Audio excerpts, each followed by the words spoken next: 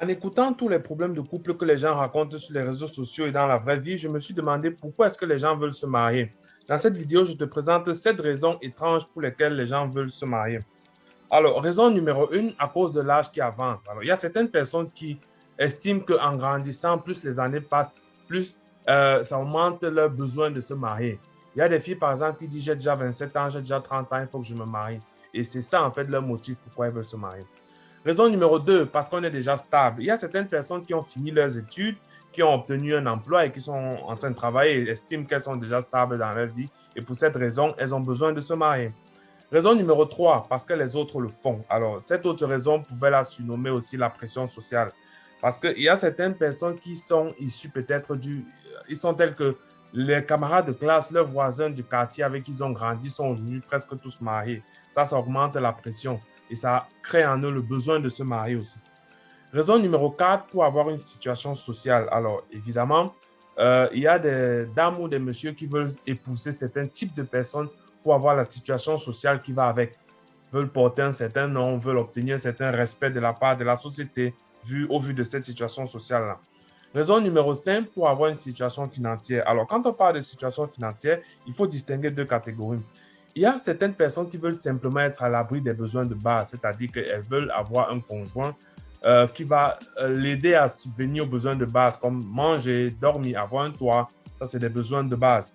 Il y a d'autres personnes qui recherchent plutôt dans le mariage une situation financière pour pouvoir satisfaire leurs caprices et leurs fantasmes. Par exemple, il y a des gens qui veulent se marier à certains types de personnes suffisamment nantis pour être capables de prendre des vacances, aller par exemple à Dubaï, aux États-Unis, aller là où elles veulent passer leurs vacances.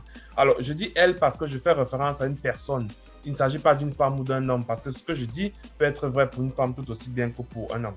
Alors, raison numéro 6, on se marie parce qu'on veut une personne pour supporter notre vie. Vous savez, dans la vie, il y a beaucoup de choses qu'il faut faire, il y a beaucoup de choses à faire et parfois on se met en couple pour juste partager la charge.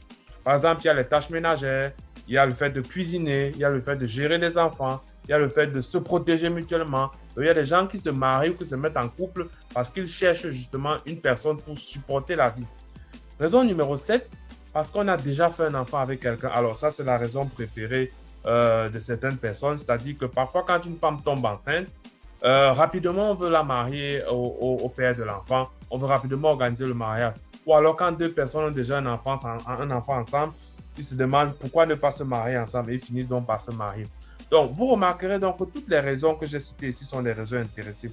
Évidemment, je ne vais pas vous dire ici que telle raison est bonne, telle raison n'est pas bonne. En fait, chacun a le droit d'avoir toutes les raisons qu'il veut.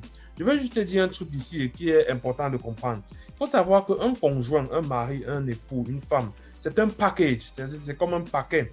Il y a en lui, il y a en cette personne ce que vous aimez, ce qui vous a poussé à la désirer comme conjoint.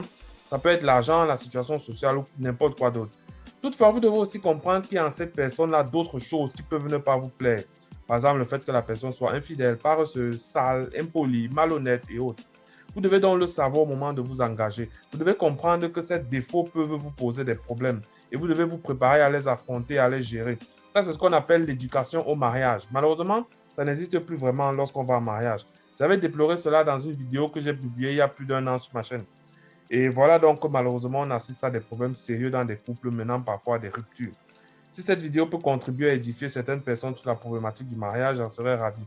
Montre-la donc à ceux qui comptent pour toi. Laisse un commentaire si tu as un avis à donner.